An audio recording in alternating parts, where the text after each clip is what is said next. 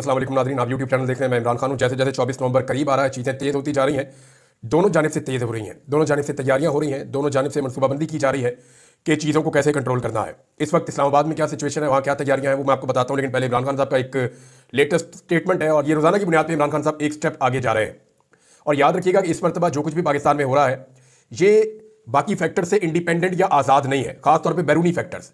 जो प्रेशर पाकिस्तान पे इस वक्त बाहर से बन चुका है, उस प्रेशर को एक आप अपने नज़र में रखें और दूसरा आप नज़र में रखें कि क्या एस्टेब्लिशमेंट ने मौजूदा जो रिजीम है इससे अपने मकासद हासिल कर लिए हैं, तो ये भी आप अपने जहन में रखें। सोहेल बड़ाइच ने कहा था कि आर्मी चीफ की एक्सटेंशन हो गई है और जो कानून साजियाँ और जो चीज़ें करवानी थी वो हो गई हैं, तो इस हुकूमत में अब उतनी दिलचस्पी नहीं है।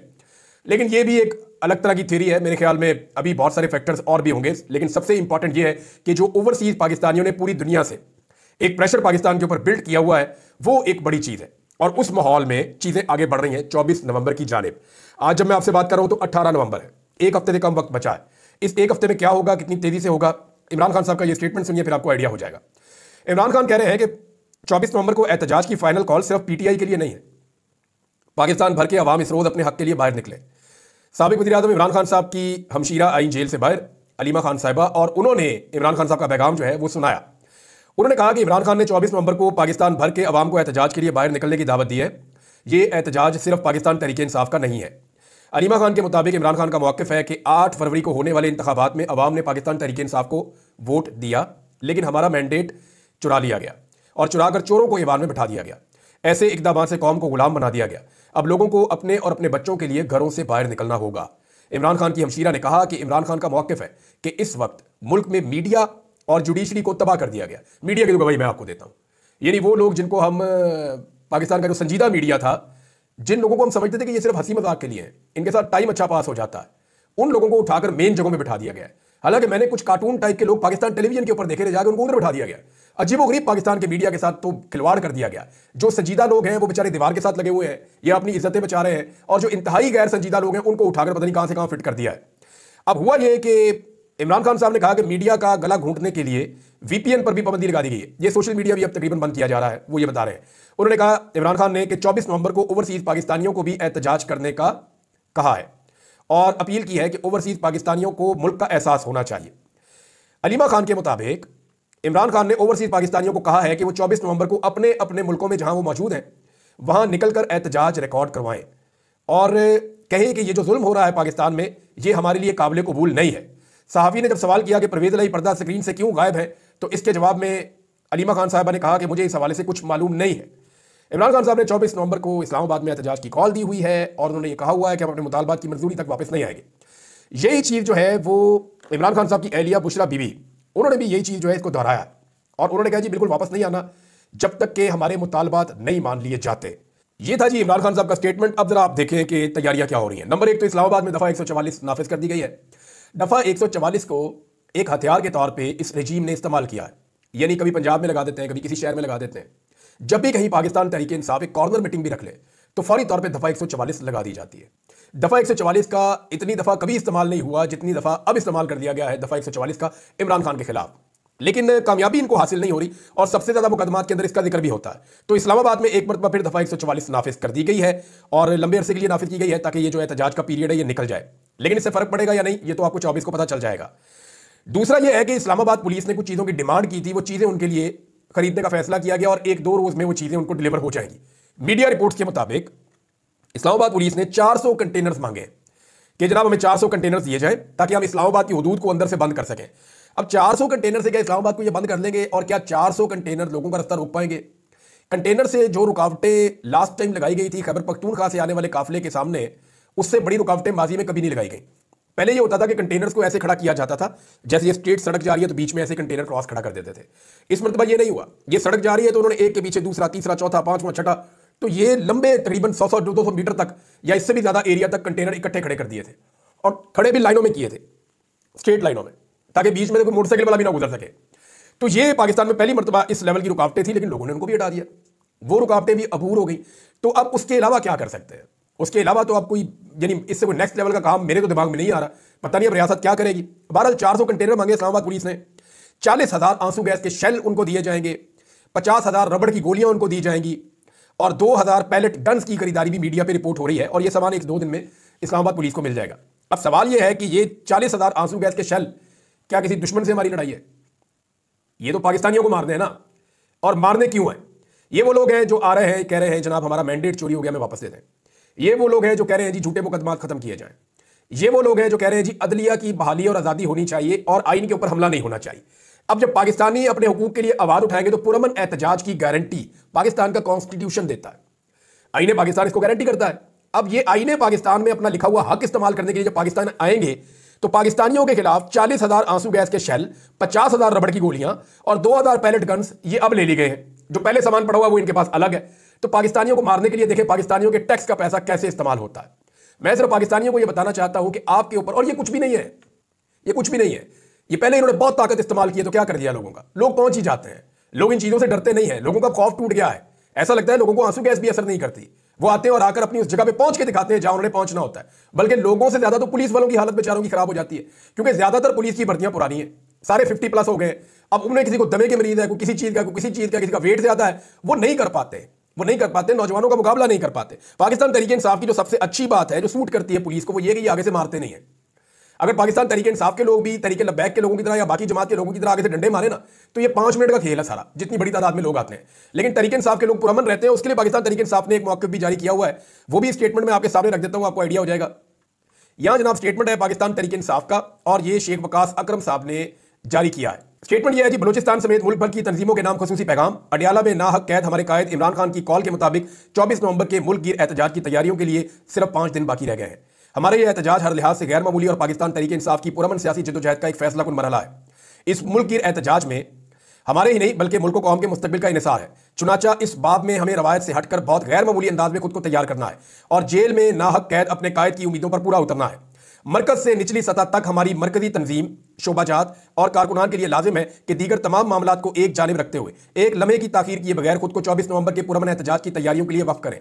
मरकज से मिलने वाली हदायत की रोशनी में आवाम को मोबिलाइज करने, इन्हें एहतजाज में शरीक करने के लिए इंतजामात के एहतमाम, काफिलों के सफर और ज़ादिरा कहते हैं रस्ते में जो खाने पीने का सामान है, वहां जाकर जो सामान आपने इस्तेमाल करना होता है, उसका बंदोबस्त भी करें। इस्लामाबाद में क़यामत आम, इंटरनेट, तिब्बी इमदाद और कम्युनिकेशन के असबाब समेत तमाम उमूर के हवाले से फूल प्रूफ मनसूबाबंदी करें और इस हवाले से जिम्मेदारान और कारकुनान को बरवक्त आगाह करें।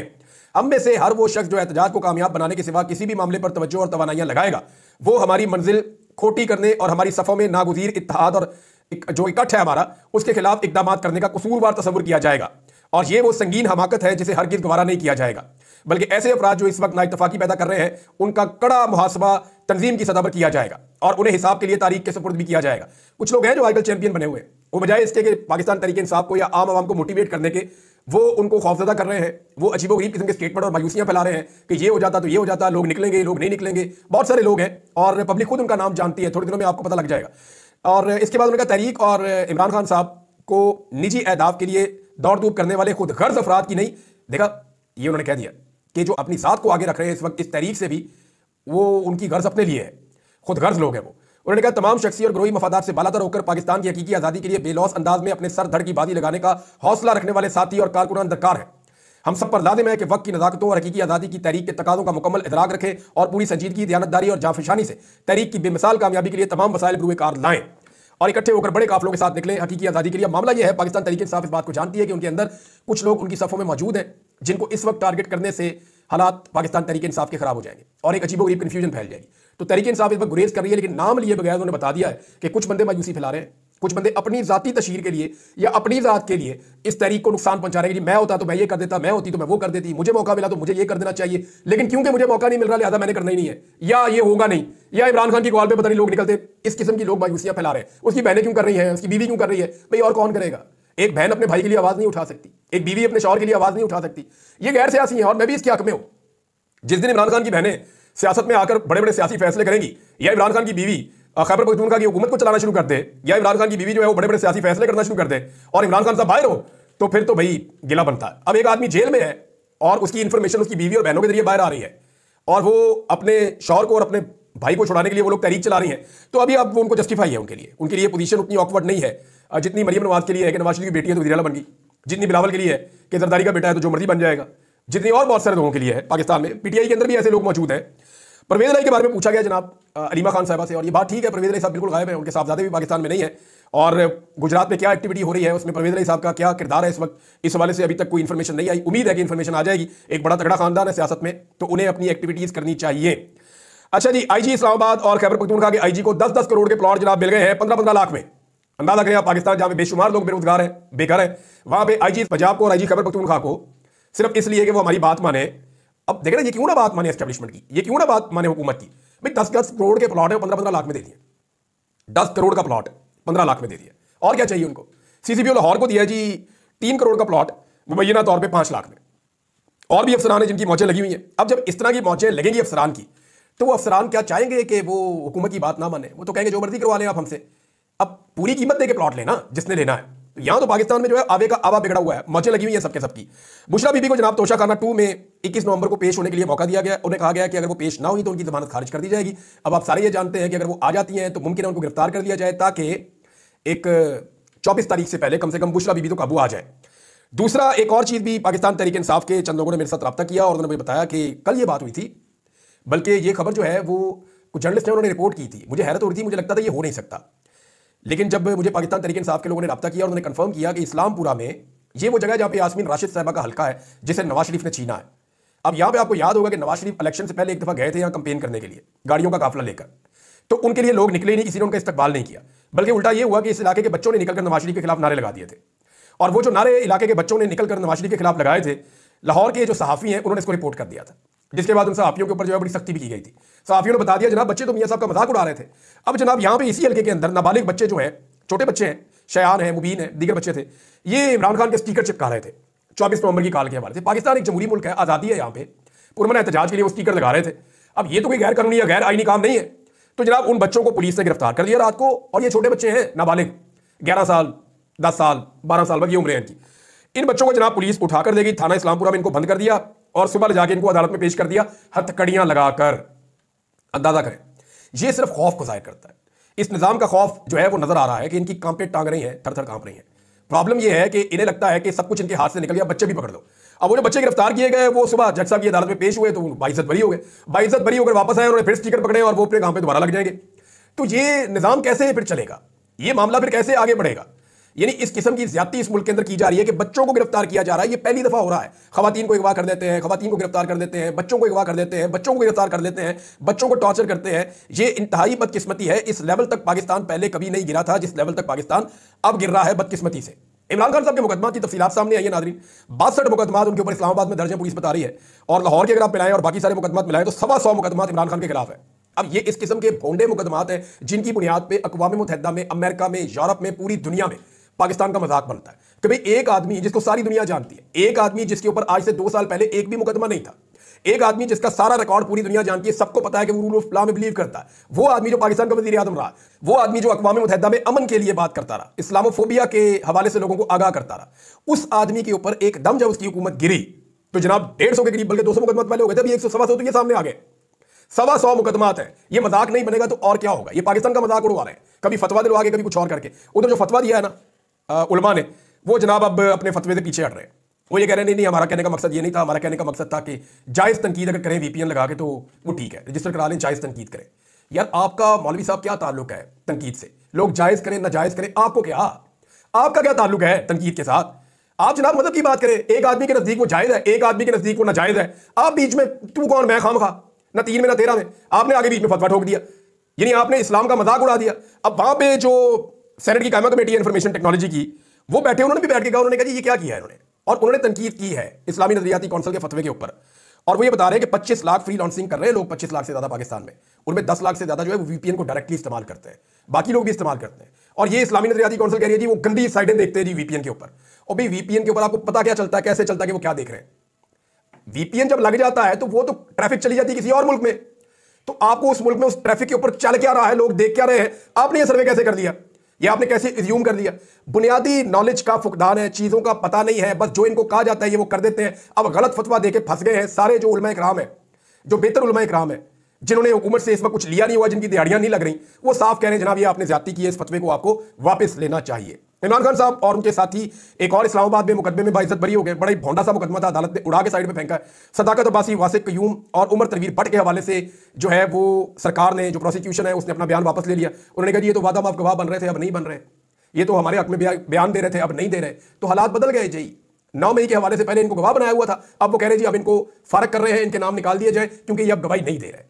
तो जुल्म, फतायत और जबर, उसका इख्तिताम एक दिन होता है और अल्टीमेटली होना है। इसको लंबा कर सकते हैं आप, कितना कर लेंगे? 6 महीने और, साल और, 2 साल और, 10 साल और।